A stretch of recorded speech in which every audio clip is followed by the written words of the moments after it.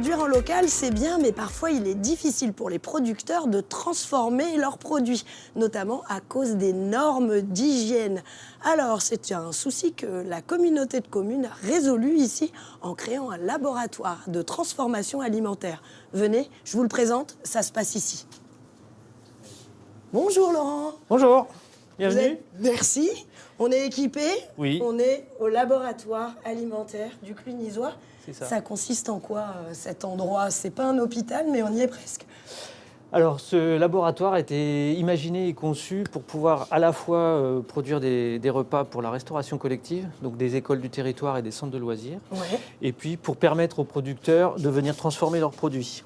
Ouais. On a différents espaces qui sont équipés et opérationnels, fonctionnels pour tout ce qui est lié à la transfo, Ouais. à commencer par la salle de découpe Oui. pour la viande, voilà. Et puis on a aussi des transformations végétales.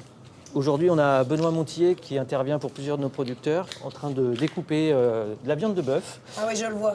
On va le rencontrer un petit coup. Ouais. Bonjour Benoît, je peux vous Bonjour. interrompre? Oui, même bien si sûr, vous avez bien un sûr. grand couteau. Sans problème. Bon. Vous êtes boucher indépendant. C'est ça, tout Et à fait. vous utilisez le laboratoire, pourquoi vous?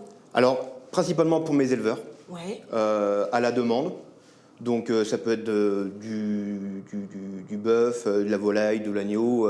Donc là, vous découpez. Dans la salle d'à côté, vous faites quoi? On met de la mise sous vide. Mise sous vide. On donc. prépare les paquets, les colis pour le producteur. Et vous pouvez éventuellement proposer également de faire du bœuf bourguignon grâce à la cuisine. C'est ça, tout à fait. À la demande du producteur, toujours. Oui. Et ça, c'est le principe, Laurent. Oui, oui. On peut aller donc de la viande sous vide qui va être vendue ensuite sur un marché dans une boutique. Ouais. Ça peut être de la compote. Là, avec l'automne, on a eu beaucoup de compotes de pommes. Ça peut être de la transformation de châtaignes. Ça peut être des coulis de fruits. Ça peut être des soupes. On peut, à base de viande, on peut avoir des terrines, des plats cuisinés, des saucissons secs, des chorizo. Là, dans le séchoir, on a un séchoir juste là. Donc tout ce qu'on peut trouver dans le coin peut être transformé ici. Comment l'idée a germé de créer un labo alimentaire comme ça? À l'origine, une volonté de la collectivité d'avoir un outil qui soit au service du territoire, qui permette aux agriculteurs de transformer leurs produits, parce qu'on sait pertinemment qu'un laboratoire comme ça, un producteur à lui tout seul ne peut pas l'acquérir. Ça coûterait trop Ça cher. coûterait beaucoup trop cher. Donc là, on a une espèce de mutualisation, en fait, quelque part, qui permet, voilà, parce que si on veut aussi pouvoir demain, ce que moi j'appelle relocaliser l'alimentation, qui est un enjeu majeur aujourd'hui et qui le sera encore plus à l'avenir, c'était nécessaire de pouvoir permettre ça aux producteurs. Ça permet à des agriculteurs de rester sur le territoire, de mieux transmettre leur exploitation, d'avoir de meilleurs revenus, parce qu'avec la vente directe de produits transformés aussi, c'est important. Donc là, on coche pas mal de cases. Toutes les cases. Bon, bah, nous, on continue. Oui, on va aller voir la restauration collective. Ok, donc vous m'avez expliqué, on continue. On la continue, chaîne, c'est ça? marche en avant. Allez, marche en avant.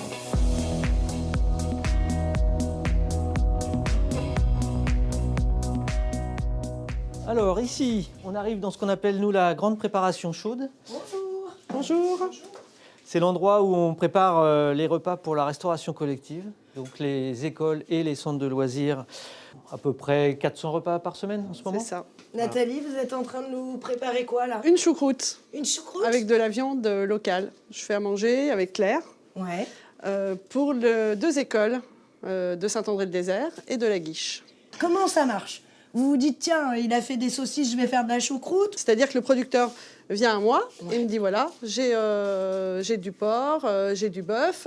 Et moi, après, j'adapte mes menus en fonction de ce qu'il me propose. Pourquoi, en 2020, il y a eu une volonté politique, puisque c'est la communauté de communes, de créer un laboratoire alimentaire comme ça? Pour répondre aux besoins des agriculteurs. Aujourd'hui, c'est déjà compliqué pour eux de faire abattre leurs animaux, parce qu'il faut faire quand même pas mal de kilomètres. S'il fallait en faire autant pour aller transformer des cochons en rillettes ou en terrines, ça serait délicat. Et donc là, on a tout au même endroit. Et en plus, il faut aussi que les enfants du territoire mangent bien. La loi Egalim, elle demande à la restauration collective d'avoir un minimum de 50% de produits de qualité. Ouais. Donc le laboratoire, il s'inscrit là-dedans. On va même plus loin que ça. Voilà. Et on a aussi, nous, une certification EcoCert. Donc pour les agriculteurs qui sont labellisés agriculture biologique. Ah oui. Voilà. Donc ça, c'est une démarche qu'on appelle d'amélioration continue, Ouais. donc où on travaille effectivement l'origine des produits et les pourcentages voilà, de qualité, de bio, de local, de saison aussi, c'est important. Il y a moyen de monter encore en puissance ici. Nathalie, qu'est-ce que vous aimeriez encore? Ah bah encore mieux, ça serait plus de couverts par jour. Et puis encore travailler plus avec le local, surtout au niveau des légumes. Vous le voyez, la marche en avant, il nous a expliqué depuis le début, c'est mieux manger et encore plus de producteurs. Bonne soirée à tous.